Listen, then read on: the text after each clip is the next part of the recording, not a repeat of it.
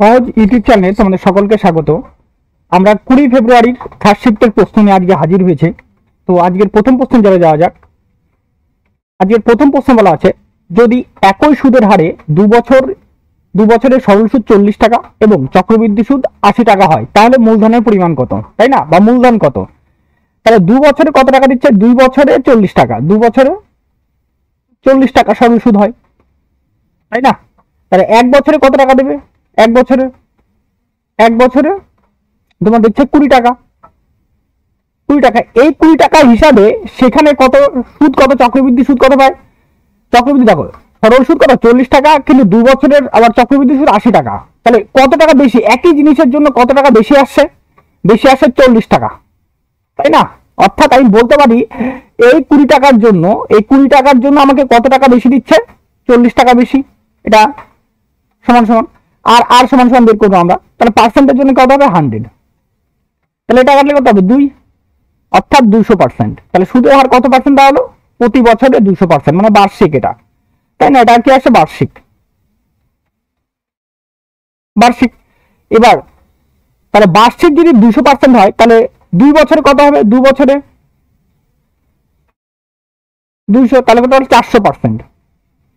এই 400% সরল সুদ হচ্ছে এটা। এই সরল সুদের মানই হচ্ছে তোমার কত? 40, তাই না? তাহলে আমাদের অরিজিনাল কত হয়? 100% হয়। 100%-এর মান কত দাঁড়াবে? তাহলে 100%-এর মান দাঁড়াবে তোমার 10, তাই না? 10 টাকা। ক্লিয়ার হয়েছে বিষয়টা, তাই তো? তাহলে আমাদের অপশন নাম্বার বি হয়ে যাবে আমাদের উত্তর। নেক্সট, দ্বিতীয় নম্বর প্রশ্নে, সুমন গাড়িতে করে একটি নির্দিষ্ট দূরত্ব অতিক্রম করে 22 কিমি পার ঘন্টা বেগে, সে 17 কিমি পার ঘন্টা বেগে একটি স্কুটারে চড়ে শুরুর স্থানে ফিরে আসে। পুরো যাত্রায় গড় গতিবেগ কত? তাহলে গড় গতিবেগের ক্ষেত্রে যেহেতু দূরত্বটা নির্দিষ্ট, তাহলে দূরত্ব নির্দিষ্ট হলে গড় গতিবেগের একটা ফর্মুলা আমরা জানি সবাই, কি হবে? 2xy divided by x plus y, তাই না? এইটা তাহলে এখান থেকে কি হবে? 2 গুণন, দেখো 2 গুণন কত হবে? 22 ইন্টু 17 যোগ 22 প্লাস 17। তাহলে দেখো আমরা শুধু ইউনিট প্লেসটা যদি গুণ করি, 2 গুণ কত হচ্ছে?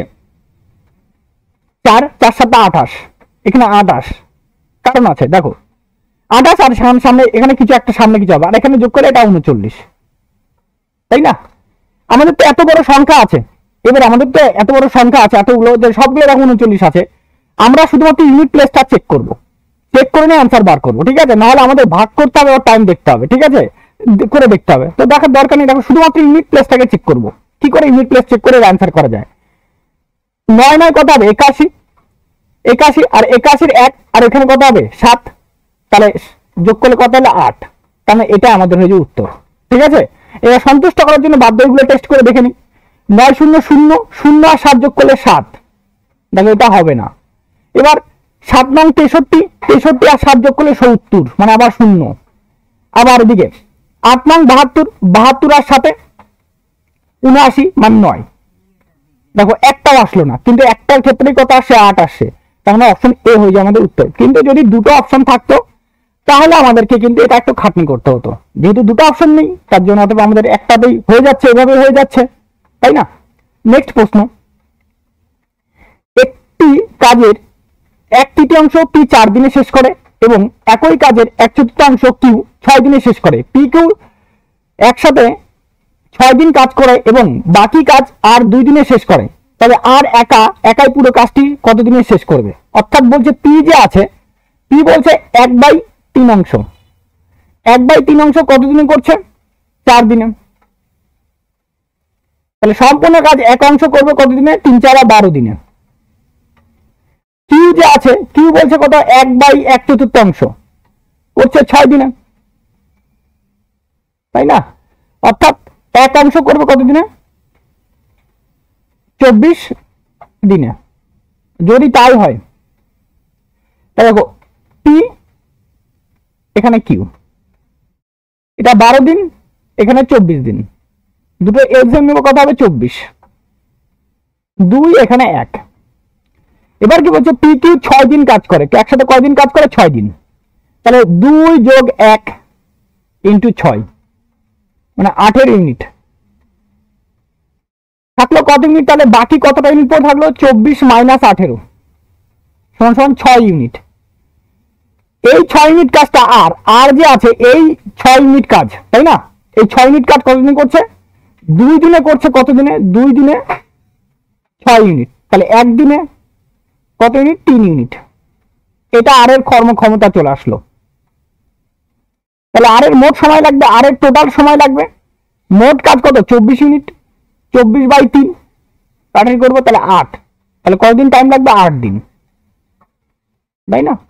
যেটা অপশন নাম্বার ডি হয়ে যায় আমাদের উত্তর। ক্লিয়ার হয়েছে বিষয়টা? নেক্সট, তারপরের প্রশ্ন 4 নাম্বার। একটি সমবাহু ত্রিভুজ আছে যার বাহু 95 সেমি, 76 সেমি, 57 সেমি এবং 152 সেমি। সর্বোচ্চ কোন আকারের স্কেল তাদেরকে সকলকে সঠিকভাবে পরিমাপ করতে পারবে, তাই না? সর্বোচ্চ আকারে বলছে, তারা 95, 76, 57 আর কত হচ্ছে 152, তাই না? এগুলো করতে গেলে আমাকে কি করতে হবে? এটার সর্বোচ্চ মাপ বলছে, সর্বোচ্চ মাপ বলতে গেলে এটার গসগু বার করতে হবে। সর্বোচ্চ তার মানে আমাদের কি বার করতে হবে? গসাগু। এটা গসাগু বার করলে আমাদের হয়ে যাবে উত্তর। তাহলে 95 মানে কত? 5 × 19। 76 মানে 4 × 19। 57 মানে 3 × 19 আর 152 মানে 8 × 19। তাহলে গসাগু কত হচ্ছে? 19। সবার মধ্যে 19 আছে, তাহলে গসাগু 19। তাহলে সর্ববৃহৎ যে মাপটা হবে সেই মাপটা দৈর্ঘ্য কত হবে? 19 সেন্টিমিটার। অপশন নাম্বার সি হয়ে যাবে আমাদের উত্তর। নেক্সট প্রশ্ন, হরি ভ্রমণ করে এ শহর থেকে বি শহরে। সে যদি তার গাড়ির স্বাভাবিক গতি 2/3 অংশ নিয়ে গেলে বি শহরে পৌঁছতে 30 মিনিট দেরি হয়, তাহলে তার স্বাভাবিক গতিতে শহর এ থেকে বি যেতে কত সময় লাগবে? তাহলে স্পিডের রেশিওটা আমি ধরে নিই। প্রথমে স্পিড কত ছিল? 3 ছিল, পরে কত হয়ে গেছে? ওটা 2 হয়ে গেছে। তাহলে টাইমটা, ডিস্টেন্সটা যেহেতু ফিক্স মানে নির্দিষ্ট, তাহলে টাইমটা কত হবে? 2 থেকে কত হবে? 3। পার্থক্য কত হচ্ছে এখানে? 1 পার্থক্য। 1 মানেই কত বলে দেওয়া আছে? 1 মানেই তোমার 30 মিনিট বলে দেওয়া আছে, তাই না? তাহলে স্বাভাবিক সময় কত? প্রথমে সময় কত লাগতো? 2 মিনিট, তাহলে 2 মিনিটের মানে কত হবে? অর্থাৎ 60 মিনিট। অপশন নাম্বার সি হয়ে যায় আমাদের উত্তর। নেক্সট প্রশ্ন, 5 সেমি ব্যাসার্ধের বিশিষ্ট গোলকের পৃষ্ঠতলের ক্ষেত্রফল কত? তাহলে এই একটা গোলক, তাই না? এই একটা গোলক, এই গোলকটার কি করতে বলছে? পৃষ্ঠতলের ক্ষেত্রফলটা আমাদের বার করতে। তাহলে এটার ব্যাসার্ধ কত হচ্ছে? আর, তাই না? তো গোলকের পৃষ্ঠতলের ক্ষেত্রফল কি? পৃষ্ঠতলের ক্ষেত্রফল।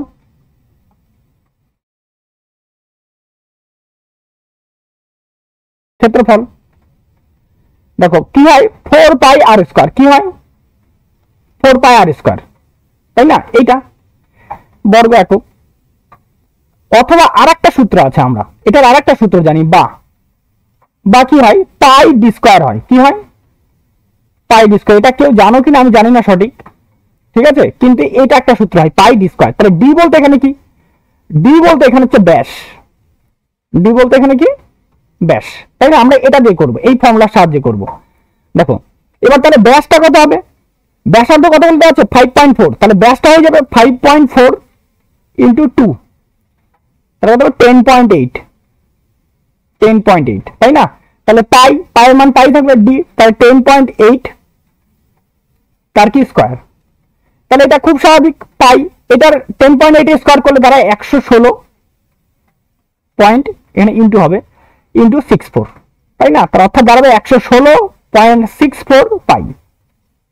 তাহলে মানে 100 যে এইভাবে করতে হয়, 100 থেকে 8 বেশি, 100 থেকে কত বেশি? 8 বেশি আছে, তাহলে 100 সাথে যোগ করে দাও, 108, তাই তো? ও 108 হবে এটা, তাই তো? 100 থেকে 8 বেশি। এবার 8 যোগ করলে কত? 116 আর 8 কত? 64। তার জন্য দাঁড়াবে 116 64 বলতে পারি তোমার 11,664 এইভাবে। তাহলে আমাদের এটা সেন্টিমিটার স্কয়ার, এটা দাঁড়াবে উত্তর, যেটা রয়েছে অপশন নাম্বার ডি তে রয়েছে। হ্যাঁ, কেউ যদি 4πr² করে এটাতেও হবে কোনো নিঃসন্দেহে, কিন্তু এটা আমার কাছে তাড়াতাড়ি হবে এবং সোজা হবে। তো এই ফর্মুলাটা আমাদের জানা থাকা দরকার। ক্লিয়ার বিষয়টা? এবার নেক্সট প্রশ্ন, 100টি মুরগির প্রতি 100টি 1200 টাকায় কেনা হয়েছিল এবং 940 টাকা লাভে বিক্রি করা হয়েছিল, তাহলে প্রতি ডজন মুরগির দাম কত? তার মানে 100টা মুরগির দাম কত টাকা? 100টা মুরগি 100টাই কিনছে ও লোকটা, তাহলে 1210 টাকায় কিনছে, লাভ করছে কত টাকা? 940 টাকা, হয়ে গেল কত? 2150 টাকা। তাহলে এটা 100টা মুরগি কি হবে? বিক্রি, এটা বিক্রি দাম এসপি। তাহলে আমাকে কি বলছে? প্রতি ডজন মানে 12টার দাম বার করতে বলছে, তাই না? তাহলে 2150 ইন্টু 12/100, 0 0 কাটা, 2 দিয়ে কাটবো 6, 2 দিয়ে কাটবো 5, 5 দিয়ে কাটবো 4 5 20, 3 5 15, তাই না? তাহলে 43 ইন্টু 6, 18 8 টাকা 1, 24 আর 1 কত হচ্ছে? 25, 528। অপশন নাম্বার বি হয়ে যায় আমাদের উত্তর। নেক্সট প্রশ্ন, তারপরের প্রশ্ন, মূল্যায়নকরণ -9 -60 ভাগ -15 -3 ইন্টু 8। তাহলে আগে সবার আগে এটাকে -15 দিয়ে -60 কে যদি করি তাহলে অ্যান্সার দাঁড়াবে আমাদের 4। তাহলে -9 -4 আর এই দুটাকে আগে গুণ করে দেবো, তাহলে -24, তাই না? তাহলে এখানে কত? -13, 13 আর এদিকে 24 যোগ করলে -37। তাহলে অপশন নাম্বার ডি হয়ে যায় আমাদের উত্তর।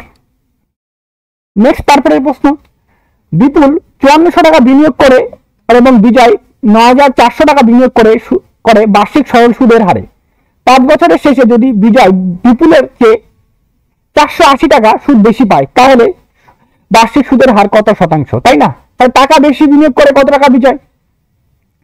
তাহলে 5400 টাকা বিপুল করে কিন্তু বিজয় করে 9400 টাকা, তাহলে কত টাকা বেশি দেয়? অবশ্যই 4000 টাকা বেশি দেয়। এই 4000 টাকা বেশির জন্য কি সুদটাও বেশি পায় বিপুল, সরি বিজয় বেশি পায়। তাহলে এই 4000 ইন্টু কত বছরের জন্য? 5 বছরের জন্য, ইন্টু R% হারে ডিভাইডেড বাই 100 সমান কত টাকা? 480 টাকা। 2টা করে শূন্য কি হলো? কাটা। এই একটা শূন্য কি হচ্ছে? কাটা। 4 দিয়ে কাটবো, 4 দিয়ে কাটলে এটা কত হবে? 12। তাহলে আর সমান কত হবে? 12/5। 5 দিয়ে ভাগ করে নিয়ম বলছে, এটাকে ডবল করে 1 ঘর পয়েন্ট 24, 24 ডবল কত? 12, 12 ডবল 24, 1 ঘর পয়েন্ট। আর সমান কত? 2.4%। অপশন নাম্বার ডি হয়ে যায় আমাদের উত্তর। নেক্সট প্রশ্ন, একটি কোম্পানিতে 10 টাকা মূল্যের প্রতিটি কর্মের উপর 2টি কিনলে 3টি বিনামূল্যে পাওয়া যায়, স্কিমের অফার আছে, তাহলে কার্যকর ছাড়ের পরিমাণ কত? অর্থাৎ 2টা কিনলে 1টা ফ্রি। ফ্রি কয়টা? 1টা ফ্রি, তাই না? 1টা ফ্রি। অর্থাৎ তাহলে দোকানদার বিক্রি করছে কয়টা? 3টা। 3টার উপরে ছাড় দিচ্ছে কয়টার দামে? 1টার দামের। পার্সেন্টের জন্য 100, তাহলে এটা দাঁড়াবে 100/3 মানে 33 1/3%। আমাদের অপশন নাম্বার ডি হয়ে যায় আমাদের উত্তর। নেক্সট তারপরের প্রশ্ন, দেখো কি বলছে? সরল করতে বলা হয়েছে। দেখো সরল করতে বলা হয়েছে, এটা কি করে করবো? দেখো এখানে প্রথমে আগে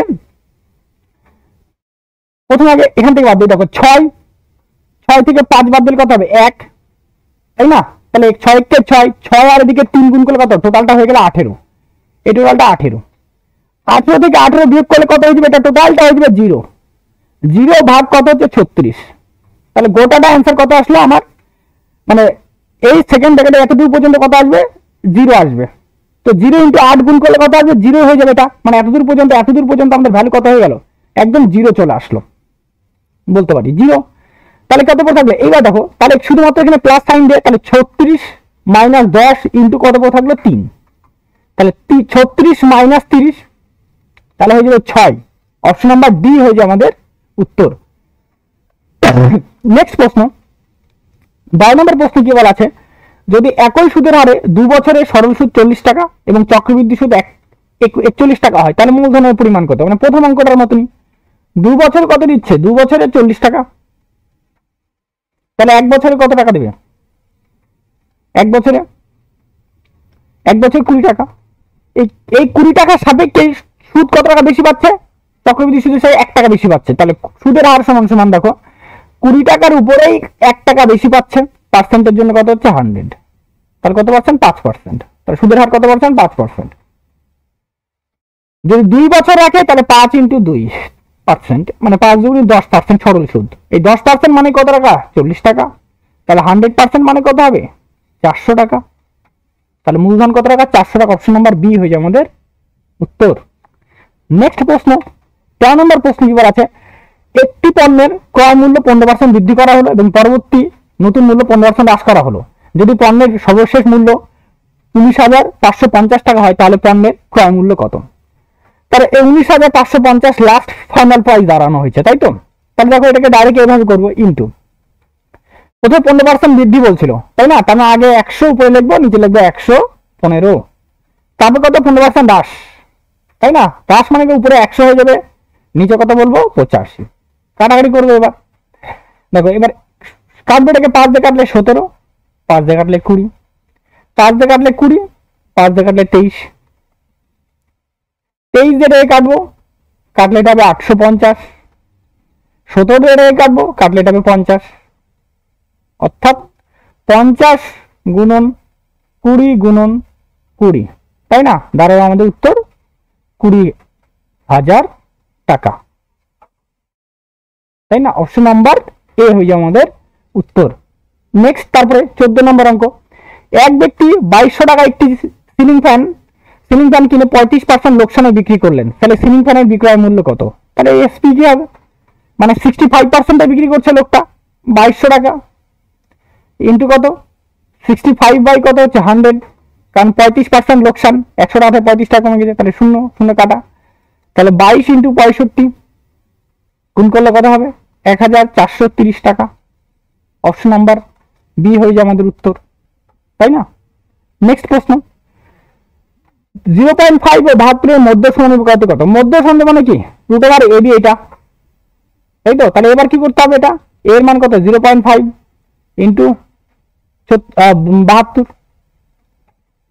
তাই তো? 0.5 মানে কত? 0.5 মানে তোমার হাফ, 1/2 গুণন 72, 72কে 2 দিয়ে কাটলে কাটলে হবে 36, 36 মানে কত আসবে? 36 মানে 6। অপশন নাম্বার ডি হয়ে যায় আমাদের উত্তর। নেক্সট তারপরের প্রশ্ন, একটি শ্রেণীর 52 জন শিক্ষার্থীর গড় বয়স 12 বছর, যদি শিক্ষকের বয়সও যুক্ত করা হয় তাহলে সমগ্র দলের গড় বয়স 13 বছর হয়, তাহলে শিক্ষকের গড় বয়স কত? তাই না? তাহলে শিক্ষকের গড় বয়স, শিক্ষকের বয়স, গড় বয়সটা তো সরি শিক্ষকের বয়স, তা দেখো টোটাল আগে কত ছিল? 12 প্লাস, তাই না? এবার 52 জন তো ছিলই ছিল, তার সঙ্গে শিক্ষক যোগ করলে কত হয়ে যাবে? 53 হয়ে যাবে। এবার গড় কত ছিল? আগে 12 বছর ছিল, এখন কত হয়েছে? 13 বছর হয়েছে। তাহলে গড় কতটা বৃদ্ধি পেয়েছে? গড় 1 বছর বৃদ্ধি পেয়েছে। সেটা কতজনের উপরে এফেক্ট ফেলবে? 53 জনের উপরে। তাহলে 12 যোগ 53 অর্থাৎ 65 হয়ে যাবে আমাদের উত্তর। তাহলে শিক্ষকের বয়স কত? 65 বছর। অপশন নাম্বার ডি হয়ে যাবে আমাদের উত্তর। নেক্সট তারপরের প্রশ্ন 17 নম্বর প্রশ্ন, 44, 32, 176, 152 লসাগু কত? দেখো এখানে একটা বেসিক জিনিস, 44, 32, 176, 152 সবকটাই কি সংখ্যা? জোড় সংখ্যা। এবার জোড় সংখ্যা থাকলে সবকটাই জোড়ই আনসার আসবে, বিজোড়গুলো আনসার হবে না। এটা একটা বেসিক দিয়ে এইভাবে করা যায়, তাই না? দেখো এটা বিজোড়, এটা হবে না, এটা বিজোড়, এটা হবে না, এটা হবে না, তার এটা উত্তর এটা হবে, এইভাবে করতে পারি। আর না হলে দেখো, নাহলে আবার লসাগু করতে হবে। এবার আমি বললাম যে লসাগু এইভাবে করার থেকে না, আমি কি বলছি যে একটু বিভাজ্যতা নিয়মটা খাটাও, বিভাজ্যতা নিয়মটা খাটাও, যাতে দেখো তাড়াতাড়ি আসবে। বিভাজ্যতা নিয়ম খাটালে কিভাবে বিভাজ্যতা? দেখুন 44 কে ধরো, 44 মানে কত? 4 × 11, তাই তো? 4 × 11, তবে 4 দিয়ে এটাকে ভাগ করা যায়? যায় না। 4 দিয়ে ভাগ করা যায়? যায় না। 4 দিয়ে এটাকে ভাগ করা যায়? 4 × 52, 4 দিয়ে এটাকে যায় না। তার উত্তর এটা, তার অপশন নাম্বার সি উত্তর। কোনো টাইমই লাগবে না, নাহলে এইভাবে আমাদের খাটনি করে করে বের করতে হবে। কি দরকার আছে? এটা একটু ক্লেভারনেস দেখাও, ঠিক আছে? তারপরে 18 নাম্বার, 32 এবং 48-এর তৃতীয় সমানুপাতির সাথে 4 এবং 18-এর তৃতীয় সমানুপাতির অনুপাত কত? তাই না? তাহলে তৃতীয় অনুপাতি মানে কি? আমি বলতে পারি তৃতীয় অনুপাত বলা হয় b²/a, এটা তৃতীয় অনুপাত, তাই তো? তাহলে b², এটাকে a, এটাকে বলা হয় b, ঠিক ঠিক একই এটা a হবে, এটার ক্ষেত্রে এটা b হবে, তাই না? তাহলে b² মানে 48 × 48 ডিভাইডেড বাই a, এর মান কত আছে? 32, রেশিও নিয়ে নিলাম আমি। তাহলে b² 18 × 18 বাই a 4, তারপর এটা কাটাটি করবো। 4 দিয়ে 32 কাটবে 8, 8 দিয়ে এটাকে কাটবো, তারপরে 6, 6 দিয়ে এটাকে কাটবো, তাহলে কত হবে? 3, 3 দিয়ে এটাকে কাটবো, 3 দিয়ে কাটলে 16, 16কে 2 দিয়ে কাটবো 8, এখানে 2 দিয়ে কাটবো, তাহলে কত? 9, তাহলে 8:9। অপশন নাম্বার সি হয়ে যায় আমাদের উত্তর। নেক্সট তারপরে প্রশ্ন 19 নম্বর, একটি জেলার জনসংখ্যা 3,57,000, যার মধ্যে 1,94,000 পুরুষ এবং জনসংখ্যা 47% শিক্ষিত। যদি 47% পুরুষ শিক্ষিত হয় তাহলে কত শতাংশ মহিলা শিক্ষিত, তাই না? অর্থাৎ দেখো আমরা কি করবো এখানে, তাহলে জনসংখ্যা আগে, মোট জনসংখ্যা 3,57,000, পুরুষ কতটা আছে বলছে 1,94,000। আগে কাটাকাটি করে রেশিওতে করে নাও, তিনটা করে শূন্য কাটা, এইবার তাই না? তাহলে কত হচ্ছে 154 বলি কেন, 357 আর কত করে আছে 194। আমাকে কি বার করতে হবে, মহিলা বার করতে হবে, তাই না? মহিলা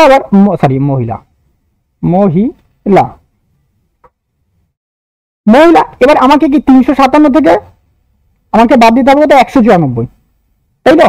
194 বাদ দিতে হবে, তবে তো এটা থেকে এটা যদি মাইনাস করি, এটা তো মোট দেওয়া আছে, মাইনাস করলে মহিলার সংখ্যা বাড়বে, তো মাইনাস করলে কত হবে 163, তাহলে মহিলার সংখ্যা দাঁড়াচ্ছে 163, তাই না? এবার আমরা অ্যালিগেশন নিয়ে নিবো আমরা, তাহলে টোটাল জনসংখ্যা মোট শিক্ষিত কত 47, তাহলে এখানে হতো 47, এটা পুরুষ এটা মহিলা।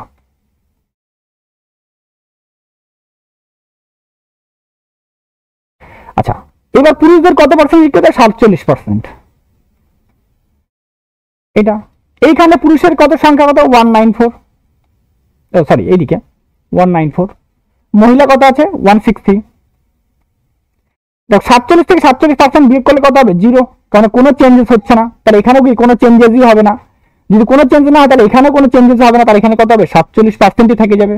তাহলে মহিলার শিক্ষিত কত পার্সেন্ট, 47%। অপশন নাম্বার বি হয়ে যায় আমাদের উত্তর। কোনো চেঞ্জেস হলো আসলো না, 0 আসছে, তার জন্য এখানেও 0 হবে, তো এগুলো তো কোনো এফেক্ট পড়বে না আমাদের, তাই না? তার জন্য এখানে 47ই আসলো। নেক্সট তারপরের প্রশ্ন 2 নম্বর প্রশ্ন, 500 মিটার একটি বৃত্তাকার দৌড়ে এ এবং বি একই বিন্দু থেকে একই সময় 36 কিলোমিটার বেগে এবং 45 কিলোমিটার বেগে একই দিকে যাত্রা শুরু করলো, কতক্ষণ পরে তারা আবার ট্র্যাকে প্রথমবারের মতো দেখা করবে? দেখো এটাতে দুটা নিয়মে হয় এই অঙ্কটাকে, কেউ এটাকে মানে লসাগুর নিয়মে করতে পারো, আবার কেউ আছে যে রিলেটিভ স্পিড আপেক্ষিক গতিবেগ নিয়েও করতে পারে, কিন্তু 3 জন থাকলে আমাকে আপেক্ষিক গতিবেগ নিয়ে করলে হবে না, ঠিক আছে? আপেক্ষিক গতিবেগ নিয়ে করলে কিন্তু হবে না আমার এটা, ঠিক আছে? 3 জন থাকলে, 3 জনের ক্ষেত্রে থাকলে হবে না, 2 জনের ক্ষেত্রে থাকলে আমাকে লসাগু নিয়মটাতে নিয়ে যেতে হবে, ঠিক আছে? এইবার দেখো, তাহলে আমি যদি 2 জন আছে যেহেতু, তাহলে এটা আপেক্ষিক গতিবেগ নিয়ে কাজ করি, তাহলে রিলেটিভ স্পিড কত হবে, 2 জনের আপেক্ষিক গতিবেগ যেহেতু একই দিকে যাচ্ছে, তাহলে 45 মাইনাস 36 করলে কত হবে, এটা 9 কিলোমিটার পার ঘন্টা। এটাকে ভাঙাবো, তাই তো? তাহলে 9 ইন্টু কত 5/18 কাটারি করবো, এটা 2, তার কত 5/2 মিটার পার সেকেন্ড। আমি এটাকে দেখো 500 বানা দিলাম, এটা কত বানালাম 200 বানা দিলাম, তার মিটার পার সেকেন্ড। অর্থাৎ 500 মিটার যেতে কত টাইম লাগবে, 500 মিটার যেতে টাইম লাগছে কত সেকেন্ড, 200 সেকেন্ড। তাহলে হয়ে গেল আমাদের উত্তর, অপশন নাম্বার সি হয়ে যাবে উত্তর, ঠিক আছে? তো এটা এইভাবে করা যাবে। আর একটা যদি বলে যে না আমি অন্য আরেকটু নিয়মে করবো, ঠিক আছে, যে লসাগু নিয়ম, সেটা ধরে করলে হবে, কিন্তু তখন কিন্তু আমাদের টাইম বার করতে হবে আবার, তখন এটার ক্ষেত্রে একটু টাইম মানে এটা বেশি সোজা, ঠিক আছে? ওটাও করা যায়, দেখাই দিচ্ছি। যদি আমরা লসাগু নিয়মে করি, দেখো লসাগু নিয়মে করলে কি করতে হবে আমাদেরকে, তাই না? লসাগু নিয়মে যদি লসাগু নিয়মে করতে হয় তাহলে আমাকে কত এই 36টাকে কি করতে হবে, সবার আগে ভাঙাতে হবে, 5/18 দিয়ে গুণ করো, 18 দুগুণে 36, তাহলে 10 মিটার পার সেকেন্ড। তাহলে 500 মিটার যেতে টাইম লাগবে কতটা, 500/10, তাহলে 50 সেকেন্ড, ঠিক আছে? তারপর তো কত আছে 45 ইন্টু কত হচ্ছে 5/18, 9 দিয়ে কাটবো, 9 দিয়ে কাটলে হচ্ছে 5, 9 দিয়ে কাটলে 2, তাহলে 25/2, তাহলে 500 ডিভাইডেড বাই কত হচ্ছে 25 ইন্টু 2 উপরে চলে গেল, কাটলে 20 মানে 40, কত সেকেন্ড 40 সেকেন্ড। এই 40 সেকেন্ড আর 50 সেকেন্ডের কি করতে হবে, লসাগু। এই লসাগু করি, তার এলসিএম কত দাঁড়াবে, এলসিএম দাঁড়াবে 200 সেকেন্ড, তাহলে আমাদের উত্তর হবে 200 সেকেন্ড। এইভাবে নিয়ে এটাকে নিয়ে করা যায়, ঠিক আছে? তো আমাদের আজকে 20টা প্রশ্ন শেষ। তারপরে 20 তারিখের শিফটের পরে 21 তারিখের শিফট আছে, 21 তারিখের শিফট শেষ হলে আমরা তারপরে 25 তারিখের শিফটে যাব। খুব তাড়াতাড়ি আমরা শিফট শেষ করছি, ঠিক আছে? তোমরা পাশে থেকো। আর যাদের এরপরে অঙ্কিত ভাটি স্যারের যে বইটা আছে সেটাও কন্টিনিউ করছি, এটা শেষ হয়ে গেলে অঙ্কিত ভাটি স্যারের এগুলো আছে। আর তাছাড়া রিজনিংটাও দেখছি, রিজনিংটাও একটা ভিডিও দেওয়ার চেষ্টা করছি তোমাদের, ঠিক আছে? রিজনিংয়ের পরই রিজনিংয়ের ক্লাসটা, হ্যাঁ। তো খুব শীঘ্রই তোমরা পাবে সব কিছু আস্তে আস্তে, ঠিক আছে? তো আজকের মতো এখানেই। তো সকলকে জয় হিন্দ এবং থ্যাংক ইউ।